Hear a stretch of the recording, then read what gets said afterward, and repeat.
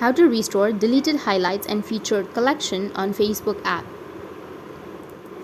So if you want to restore deleted highlights and featured collection on your Facebook app, then what you need to do is first you need to open up your Facebook application. Now you just need to simply go with the top right, which has that 3 horizontal lines. Tap on your profile. If you scroll down, I have a collection right here. So I'll just simply go and delete this highlight or delete this collection. After deleting, now if you want to add that or if you want to restore that again, then you need to tap on new, which is on the left side. Scroll down, go with stories, tap on see all. Under your stories, you need to select the highlight or the story that you've just deleted. So this is the one. Select that and then go with next. Add a title.